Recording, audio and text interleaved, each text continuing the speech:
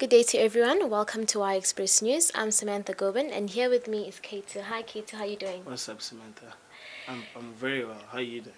I'm very well, thanks. Yeah. Hearing that you've been on Big Brother and stuff like that, I'm sure it has been an experience for you. Yeah, but it was such a long time ago. Yeah, I even forgot about the experience. you know, but yeah, it's something I did with the intention of excelling in my music afterwards. Not something that I did for like the intention of becoming a reality TV star or anything. You know, I went there to try with it. You know, but I knew there was going to be upsides to it. So yeah, I didn't win, but now I still feel like I'm winning in life. Rather, I didn't win the money, but I'm winning in life. Okay, so Yeah. tell me, who is K2? K2 is Johannesburg-born rapper. You know, raised in Joburg as well, but I moved around a lot. Hometown, my parents are from Atteridgeville, so I call Pretoria my hometown. I'm a rapper through and through, bar for bar. I've been rapping, and I'm really excited to be dropping my first project really soon as well. You know, I've waited a long time for this opportunity. I finally have eyes on me, and yeah, I'm really excited. That's good. And for the heavyweights preparation, how that's going on? Heavyweights, heavyweights, heavyweights is going to be something special. I believe it's going to be something special because I remember the venue very clearly. I was booked by the same company last year on the 16th of December, Day of Reconciliation. And I remember after we performed for like 10,000 people. After we performed, you know, we got a standing or not already standing, but we got an ovation. You know what I'm saying? So it's one of those places where, and I feel like I'm going home to go perform for the people who really love my music, you know, because afterwards we did another show Pride weekend as well at Carnival City. So I'm glad to be doing Carnival City again, you know. Carnival City is becoming, you know, it's I don't know. I think I've established my name that side. You know, the crowd loves me that side, and I'm really excited to be performing new music. Most importantly, like I said, I'm working on my EP. I'm dropping it very soon this month, and I'm excited to be showcasing just new music on the 16th. And yeah, it's gonna be wow. I promise you. Interesting, Yeah. interesting. So who are your producers? My producers, I worked with, I got a main producer, a very good friend of mine. His name is Mr. Camara. For people who don't know him, he's most recently done the song with, my song with AKA Lie to Me. He's on that. He co-produced it with Brian Soko. He has worked with Ice Prince. He has worked with Paul DJ Maporis, Boosie and them. He's a super producer, pretty much. So he's done like 80% of my project. He's the main producer in terms of beats. I have outsourced beats from other producers as well, but yeah, he's the main producer. I've got Zuchi Coke Dope on my EP. I got Eddie on my EP. Eddie did I find his Amelie. He did Cash Time Sorry My Care and so on. He's also on my Ease album as well. And who else do I got there? I got Ray Jean, man. I got Harrison Cramp as well. I've worked with Harrison Cramp. Um, I'm sorry if I'm leaving people out, but I got quite a bit of production. But like I said, 80% of it is done by Mr. Camara. Yeah, we worked hard on this project. He knows what it means to me, and I know what it means to him because we really did put in work, and we believe it's something amazing, you know. And we're looking forward to dropping it. Yeah. Amazing, hey? Yeah. So what inspires K2? What inspires K2? I'll be honest. It's really what hip hop is. It's a lifestyle. It's your everyday. You know what you're thinking, what you're going through. You know, I go into studio if I just wanna let my mind off. You know, like just speak my mind. It doesn't matter what I want to speak of. Different days. Every day you feel like speaking. You don't feel like talking about the same thing. One day you want to vent about how depressed you are. One day you want to vent about how happy you are. You know, one day you just want to discuss a confusing situation that you don't understand. One day you want to raise awareness. You know, it depends on my mood and the beat. And then yeah, if when the beat talks to me, I talk to it back. You know, because I also try not to like. I don't write like a lot of lyrics. You know, I sit at home and write lyrics and whatnot. I prefer to be in studio So when the beat talks to me, I can talk to the beat back, so we can have a conversation. You know, I think that's the best way to. For me, that's how I feel. I get inspired. Interesting about Katie. Yeah. Wow. Yeah. So tell us more about your music journey. My music journey. I picked up a pen at the age of 15, 14. I was grade 8. I did it because actually let's backtrack. Before then, I used to listen to like 50 your Eminems and all that stuff, and I was at a time where CDs, there was no CDs, I was still playing it off cassettes. So when we used to hear a song on radio, we could record it, you know. So like I know those songs like In the Club by 50 or Eminem's from the Eminem Show and whatever. So what I used to do, because I always wanted to like rap along with the songs, so what I used to do is that I used to record the songs, and then play it line by line and write down whatever the person's saying, and then play the song from the beginning and try and memorize the song that way. And then I got to the stage at like grade 8, and then I felt like I don't want to do this anymore. I don't want to write other people's songs anymore. Let me try to write my own song, you know. So, and I started writing over other people's songs that they've already rapped over. And yeah, I guess from then, you know, now I'm in studio rapping off the top, you know. So yeah, it's been a journey. It's like been 10 years. You know, I've been recording. I've been in and out of studio, been looking for my break. I did shows like on YFM. I've been to Season Scoop show, the Full Clip when it was still around. You know, I did stuff like that. I went to go Body Beats there.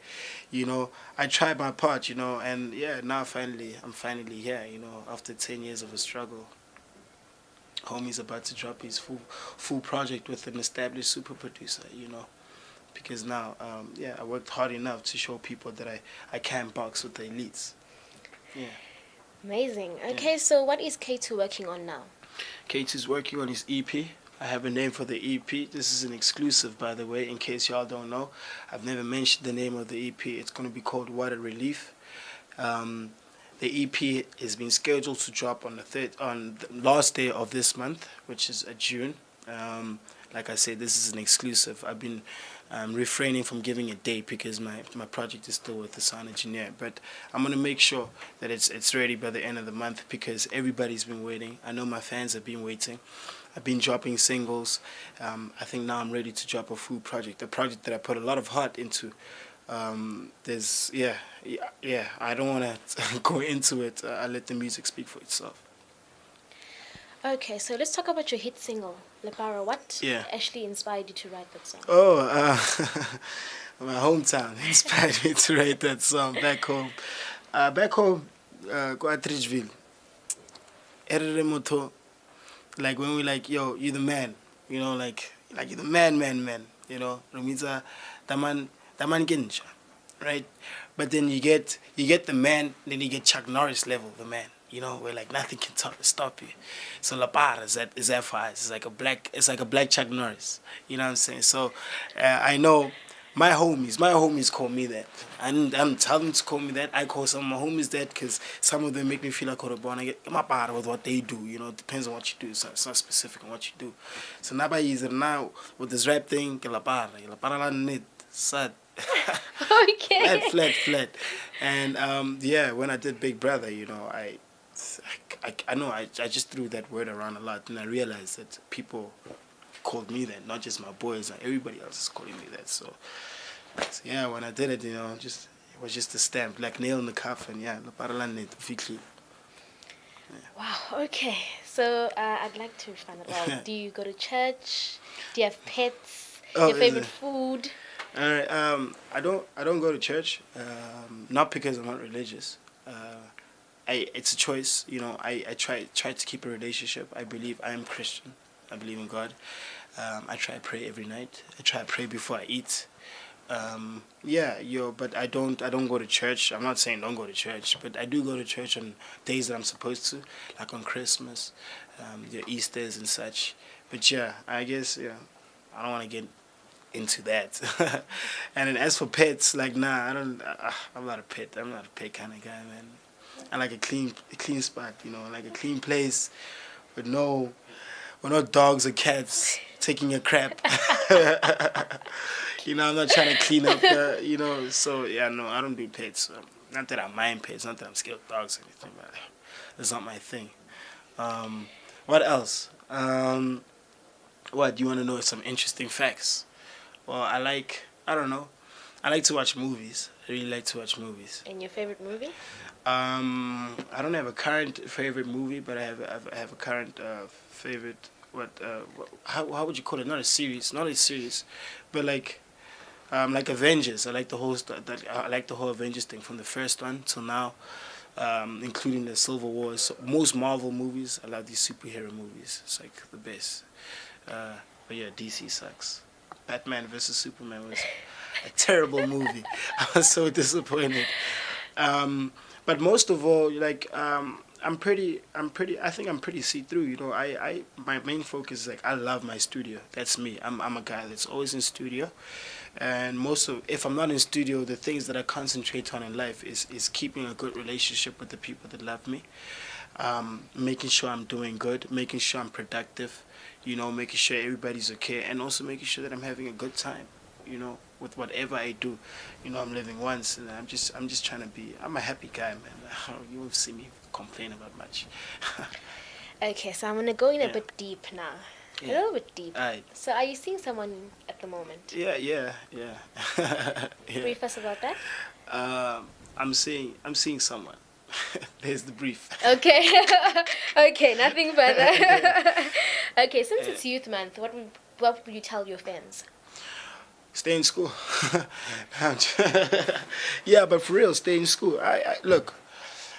I think, since it's Youth Month, I believe that I am speaking, like my fans, most of them should be the youth, you know. I want people to listen to the kids because I believe the kids are the future of this country. I mean, you know, they're the ones that are going to lead us one day. So if you want to set an example as to what to aspire to, you know, I feel like it is very important for us to encourage kids and also do right by doing right, not by just saying what to do and say stay in school, whatever. If you didn't go to school, you know, don't brag about not going to school. Do something, you know, to show that, look, if you were unfortunate enough to not go, like if you had to drop out of school, there's still an alternative, you know. Because I know a lot of people give up when they're in those situations. What a lot of people don't know, like I was also in that situation. I had to drop out of school.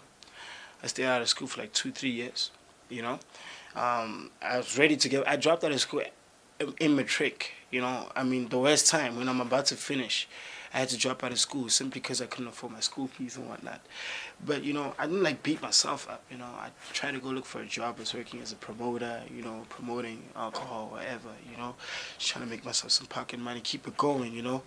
Eventually, everything came back together, and then I went back to school and I did my matric. Sold up my pride, went back to the same school that I dropped out of and got my matric, you know. And then I knew that's as far as my academic journey. That's how I wanted it to go, because I've always wanted to be a rapper. But I think it's very important to at least have a matric, because as long as I can have a dream, and as long as I can believe in my dream, then there's no way I will not have a backup plan. You know, so you gotta make sure you have a backup plan. And with the matric, I think that's a very good place to start. You know, so that for me, that would be my biggest encouragement to the youth. You know, I know I can be more corny, like don't take drugs or whatever, but I would just encourage you, at least try to get your matric. Wow. Yeah. Touching. Hey. So how do you feel about the 90% local music playing on the stations? Well, it's the easiest way to say is yes, it's an achievement. It's a victory for South African music. That I would say. I think it's a very good thing.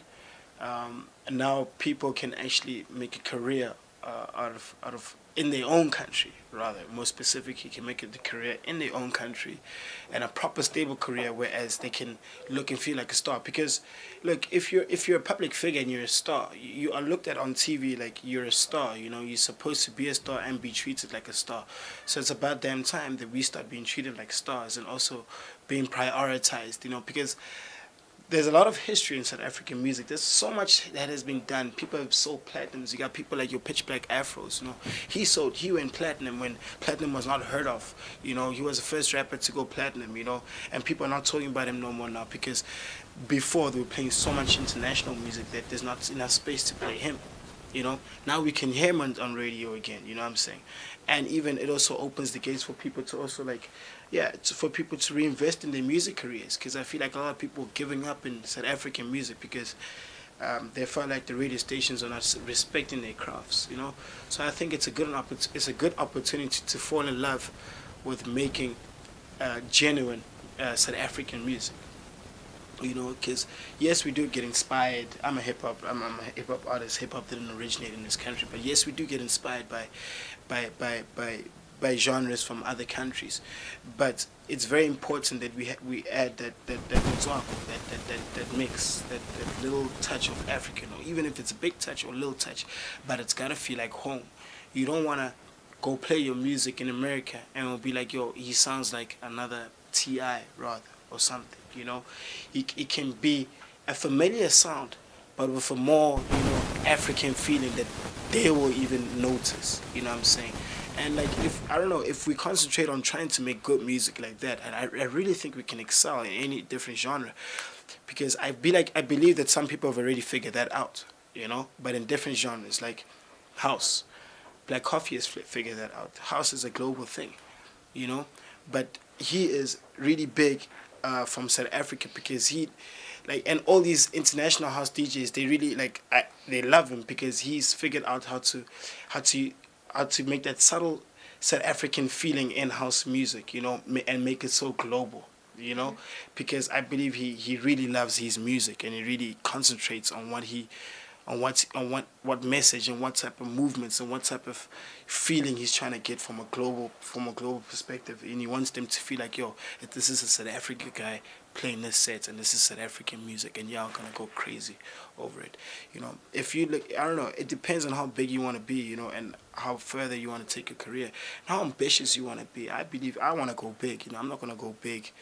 I'm not gonna settle for second. So that's how I look at things. I believe that, so for 90%, I think it's a good opportunity for us to finally try and respect and put out good music, because now you have no reason to say you're not being played on radio anymore. Now if they don't play you on radio, it just means your music is garbage. So if you really have a good song, or if you're really that talented, go make good music so that you can be the next best thing. And I believe that this is going to open so many gates for our new artists like myself and everybody else that's coming up.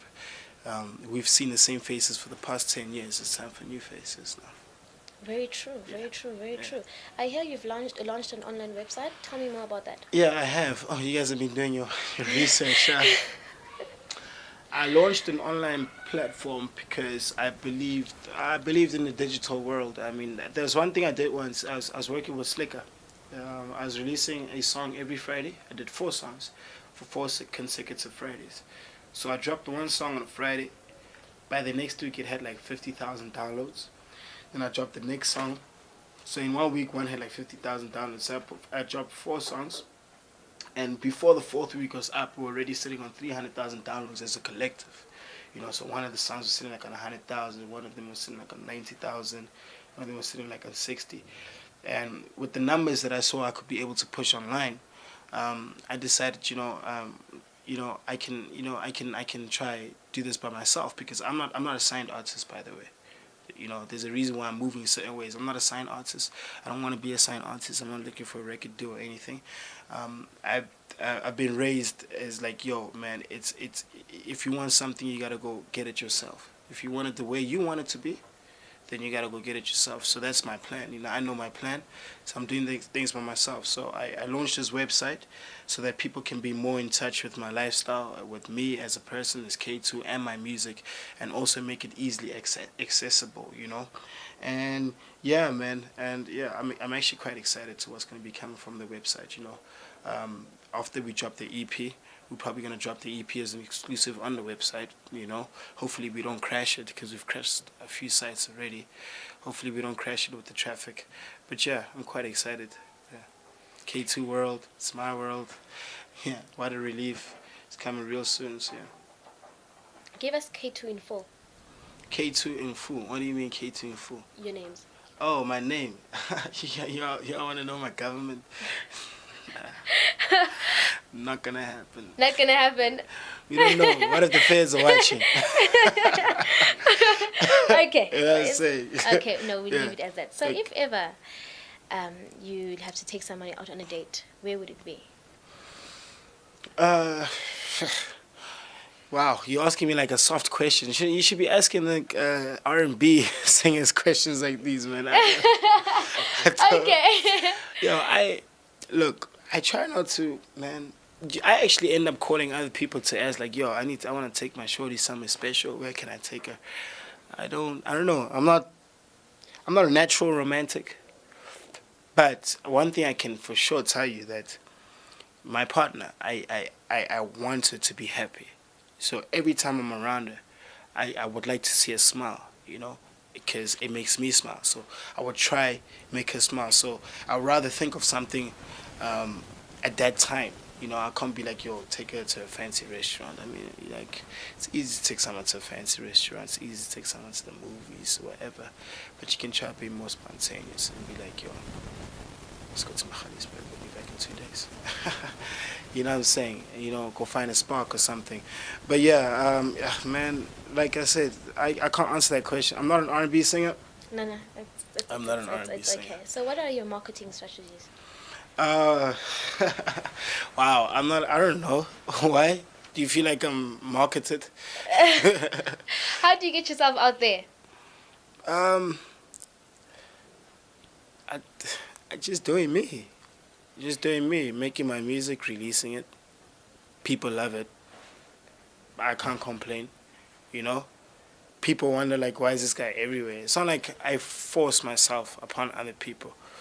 And look, okay, let's put it this way. Like, I know what you mean, right? Because people, like, I believe people are talking about me rather than media just talking, you know? Which is the difference. Because I could easily hire a PR company and you'll see my stuff all over TV. And maybe on Twitter you don't have so much interaction with actual fans, you know? Whereas in our perspective is vice versa. I've got very loyal fans, which I appreciate too hard. You know, they know how much I love them, and I know how much they love me. My royals, so they're very interactive. I feel like I've got actual fans, not like bought fans or anything, and bought or bought support, like heavyweights. We got on the heavyweights lineup because I'd asked, like, who do you guys want to see on the lineup? You know, it's a public voting system. They just put it on Facebook. I won't have to know about it, and then I'll find out, like, yo, 1,000 people voted for me. You know what I'm saying? And we didn't need to, like, go do a whole press release to be like, yo, vote for this guy or make any artworks or anything, you know? I think it's important to be, like, a genuine person. The realer you can be, the more people can relate to you. You know, you don't want to be an image that you're forcing, that feels like it's being forced upon people, you know. You don't want to be, like, propagandaed against, you know. Like, establish yourself as something and make people understand you, and maybe, like, they'll support you on a personal level, you know. Because, look, I'll tell you, the love I get, like, I get some real love, you know. I get some real love. We can do shows like IROC. We can go to IROC, go to Polokwane, and I find that there's a whole marquee with just my supporters, with royals. They'll even call it a royal marquee. And you get people that drive down from Botswana, you get people that drive down from Durban and such, just to come show some love, you know. And I really appreciate that. It's very unique, you know, and it really does keep me going. But I appreciate that people believe in me like that, you know. If so many people can believe in me like that, then I feel like, you know, I'm only bound to achieve, you know. And only I can mess it up. So yeah. So I don't know. Like, I don't market. I just try to be myself, and, you know, and try not to change, you know, and try to believe that that's what people love about me. Okay, I believe that you won it the 60th 2016. Give me more about that. Oh wow. Yeah. I was Sowetan. Yeah, no, I remember last year. I was a finalist for Mzansi Sexiest. Mm, yeah, it was a What whole was the long experience thing. like there? Was it new to you? Yeah, it was because I'm not necessarily, I'm not like a model, so they treated me like one there. Like they made me, I had to go for photo shoots, makeup on, and I had to, they gave me outfits and whatnot. I don't know. It's something I did because it was fun. It was just like an experience, because like the past year, all my experiences have been new, and I'm like enjoying them. Like I get to experience new stuff every day. Like now I'm experiencing an interview with Y Express. 10 years after now, when you're in a big studio, I can be like, the legendary icon who kicked off the first show, you know what I'm saying? So I get to experience a lot of things. And yeah, I think I forgot your question. No, it's okay. It's fine. It's okay. Yeah. Okay, so it was nice being with you, K2. Yeah. From me, Bianca. K2. All right, yeah. Thank you so much. I really do appreciate it. Y Express. I found out today this is the first episode, so I know you guys have resources to call other people. I'm glad that I can be the first boy on a flight show. So I made history already, again, and yeah. Shout out to my royal fans. Shout out to everybody. I appreciate the love, and the work has been put in. I'm finally ready to say that I'm going to drop an amazing project. What a relief is coming soon, 30 June. Watch out. Watch out.